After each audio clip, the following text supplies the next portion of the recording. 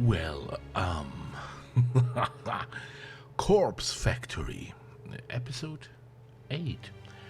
My name is Mr. Doctor. Hello. Yeah, it's been 5 months. Whee! A lot happened in those 5 months. Yeah.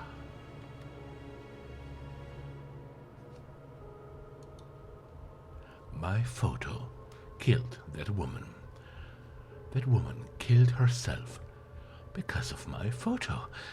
My photo killed that woman. That woman killed herself because of my photo. My woman killed that photo of herself because of that photo of the woman who killed herself in the photo. My eyes begin to regain their focus, and my stomach turns, heaves, and shakes, and warm coffee spills from my lips as I try to smile, but only manage to gurgle. The gritty paint underneath my fingernails has a rough texture that I don't like very much. I feel queasy and ecstatic at the same time. It's a horrible, wonderful feeling that I could do without it. So much for stoic, unflinching Noriko. Remember stoic, unflinching Noriko?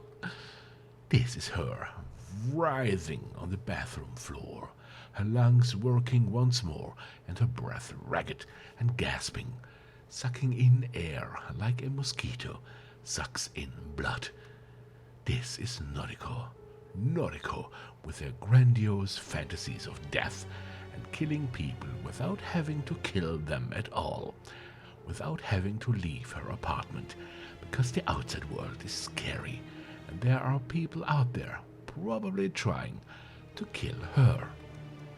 This is Noriko, me, the real me, acting tough and fearless when I'm crying on the inside, always sad, always miserable, always lying on the bathroom floor with my fists clenched and my phone resting in a puddle and my life slowly spiraling out of control. This is me. I did this. I killed that woman. She had a husband and a daughter, and some random person requested that I kill her. So I did. She probably didn't do anything wrong. She looked boring. She must have just rubbed somebody the wrong way. Maybe she didn't even know what she did, just like how I rubbed Tomoe the wrong way. And I don't know what I did, but Tomoe slapped me twice, hard, and it hurt.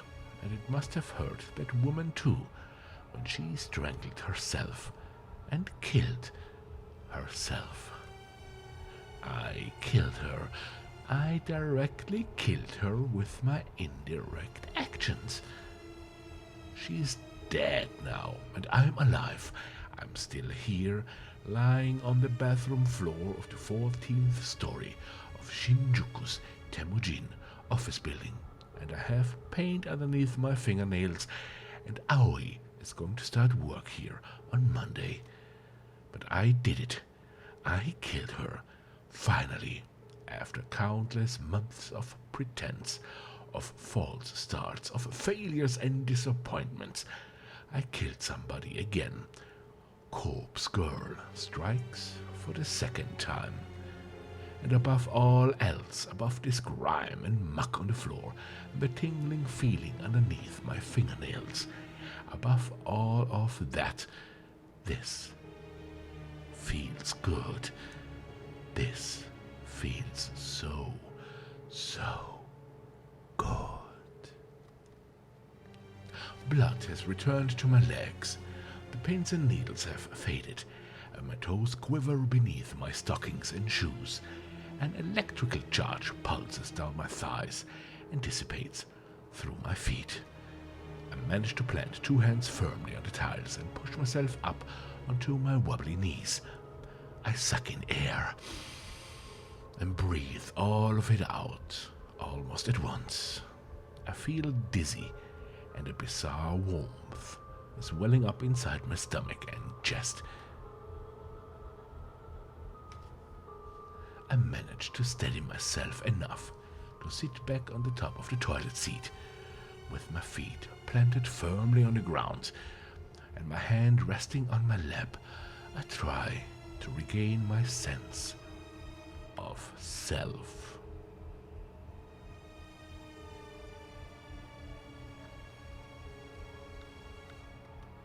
I might have lost my composure a little bit upon reading the news, but who could blame me? Everything I worked for over the last year is finally starting to pay off. My second victim is dead. With this, Corpse Girl's popularity is sure to rise. More and more people will issue requests through my website. More and more people will receive corpse photos. And more people will... She killed herself. She killed herself. Oh, how I wish I could see the real body. If only I could see her mangled corpse, drenched in sweat, and finally at peace. I notice my phone is wedged between my wet fingers. I must have subconsciously scooped it up from the pool of muck on the floor. I try to ignore the sticky texture clinging to the screen. My fingers no longer numb. I scroll up and reread the obituary article. Miss Akane Tsurumaki, 36, of Chiba Prefecture, was pronounced dead this morning. Dead. Pronounced dead. My breathing staggers once again. My jaw gently lowers. Involved in an accident. Hot steam clouds my face, resulting in self-asphyxiation. I salivate unconsciously, a trickle of moisture creeping down my chin and dropping on my lap. My cheeks are flushed, my vision slightly blurred. She killed herself. Because of me. She killed. I let out a gasp as my hips rise against my will. My toes curl, my legs stiffen, my skin tingles. I lean back against the cistern, the cold porcelain penetrating the thin fabric of my clothes and chilling my burning hot skin. My eyelids flutter as my mind hazes over. I can't control my body any longer. All the anticipation of the last few days, the tension building in my muscles. I can't. My legs tense up, my knees buckle, my neck tilts back. A whispered gasp slips softly between my lips. My phone falls to the ground once more as my fingers slowly uncurl. The dull tink sound as it hits the floor is the last thing my foggy mind registers before I drift away.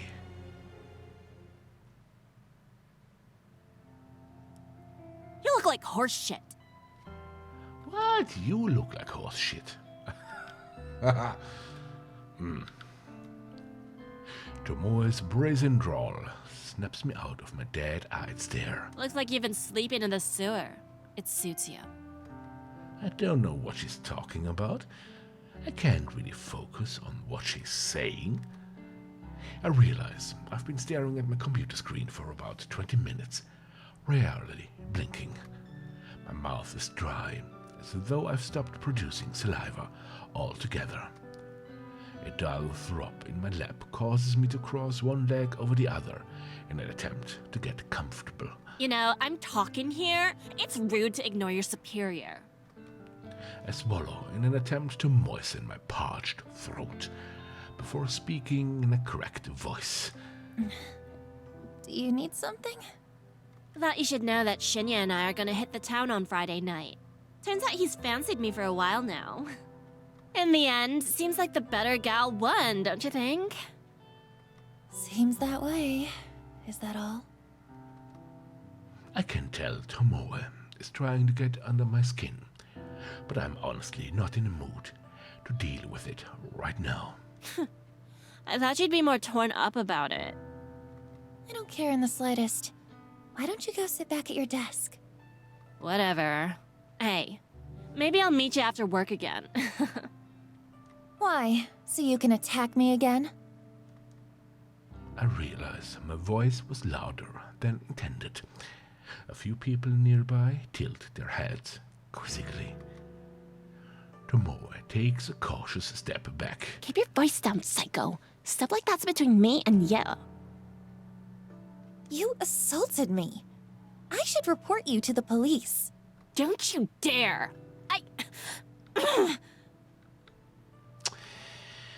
Yeah. I don't like her. Lost for words, Tomoe turns tail and walks away. I sigh and lean back in my office chair. Why do I feel so exhausted? My mind flickers, piecing together fragments of memory from the bathroom a short while ago. That's right, I let myself get carried away in the exhilaration of my success. I temporarily stepped away from my own body and let my basest instincts take over. But I'm in control now. I'm myself again. I'm Noriko, stoic and unflinching. I'm Corpse Girl, successful and feared. I can kill people as easily as I can manipulate a photo. People like Tomoe should be scared of me. People like Tomoe shouldn't mess with me. I'm in control now.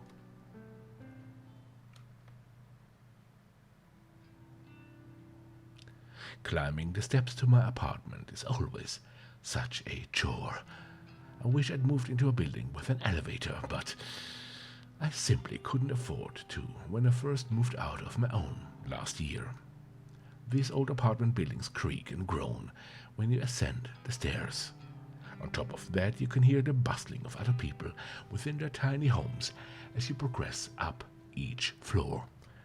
There's always a slight whiff of mold or mildew whenever I ascend the stairs. I want to chalk it up to the fact that the buildings is so old, but it is possible some of the residents here don't keep their apartments very clean. At the very least, this neighborhood is decent. I feel safe in my home, even if it is small and cramped. And my neighbors are respectful from what I can tell. Not that I really know them at all. In fact, the only neighbors I have regular contact with are the very same ones I leech Wi-Fi from. Some middle-aged, divorced guy named Kenji, who lives on the floor below me, and his daughter, Momo. Kenji's a decent guy. He works overnight, which unfortunately means Momo is left home alone a lot in the evenings. Momo's a sweet girl, perhaps 6 or 7 years old. Occasionally, I hear her singing drift up into my apartment, but it doesn't bother me too much. She's just a kid. It's the very same Kenji and Momo that I bump into when I'm climbing the stairs. This evening. Oh, good evening. Hello. We're just on our way to get some dinner. Isn't that right, Momo? Yes. That sounds nice. I hope you have a good meal. Thank you. Say, are you feeling okay? You look like you've been in some trouble. There's dirt or something all over that side of your face. I tilt my head and reach a hand to my cheek. Sure enough, dry muck has blended into my makeup and caked over my face. It seems like my eyeliner is smeared as well. Is this from when I fell in the bathroom? Damn it, have I looked like this all day? Oh, right. I try to make up some lie so Kenji doesn't worry about me. I actually fell asleep on the train home, and I guess the seats were kinda dirty. Is that so? You should wash your face and do your makeup again. I can help if you like. I can't help but smile slightly at Momo's generous offer. Thank you, Momo. I'll be sure to wash up and make myself look nice again. You should go have dinner with your dad. The girl nods resolutely. Well, I hope you're okay at any rate. Have you been working hard at the bank? Oh, actually, I just work at the head office for the bank, so... Oh, that's right. Sorry. Data something, right? Yeah, data entry. It's a bit dull, but I'm happy enough. That's good. That's very good. I know it's hard for kids like you to get good work in this economy. When you find a job like that, you really have to hold on to it. When I was your age, I could only find cleaning work. I must have had a dozen different janitorial jobs. Before I met Momo's mother. I blink a couple of times. It's not like I talk to this guy often. Really, we hardly know each other. Still, I've never heard him actually mention Momo's mother before. Most of the things I know about him, I've just pieced together from context. Mom? Aww. Aww. Of course, things are different now. I have Momo, and her mother isn't around anymore. Cleaning work doesn't cut it these days. I was really lucky to get into security. It means I can work overnight while Momo sleeps, and I can still take her to school every day. Security. Of course. Now I remember. He did mention when we first met what he does for a living. If memory serves, he works for a private security company. I assume he guards corporate offices or parking lots, something like that. Anyway, what was I saying? Oh, yeah. Hold on to a job if you like it. That's very important. Thank you. I'm happy at Temujin, so I plan to stay there. Very good. Oh, Momo was telling me earlier what she wants to do when she grows up. Weren't you, Momo? Dad? Come on now. Tell Nariko what you want to be. A scientist. No. Wow, a scientist. That's a great job. I'll be rooting for you, Momo. The girl blushes and hides behind her dad. She's inherited her mother's book smarts, I'm certain. She definitely didn't get her brain from me. Anyway, we're gonna get going. Enjoy your evening, Nariko. Thank you, you too. Bye-bye, Momo. Bye-bye. The two of them bow their heads and follow the rest of the stairs down. I continue up the next flight of stairs, reach the landing, then turn the corner to my own apartment. The place is dark because I always make sure to cut the lights before I leave. I can't afford to leave any electricity running. My rent chews through most of my salary as it is. I flick on the lights and feel relief as the living room illuminates. My faithful couch and TV emerge from the shadows, and I immediately feel at home. After throwing my keys and bag onto the coffee table, I slump down on the couch. What a day! I have an overwhelming urge to pull out my laptop and check my website for new requests. But my body's needs come first. I'm desperate for a hot shower. I'll need to cleanse my face, scrape the paint out from underneath my nails, and I'll definitely have to slip into a fresh set of underwear. Whatever happened in the bathroom today took its toll on my body and my clothes. Well, the night is young. I can relax later. For now, it's time to start scrubbing. Corpse Factory, Episode 8. My name is Mr. Doctor. Thanks for watching. I hope you liked it, and goodbye. The frame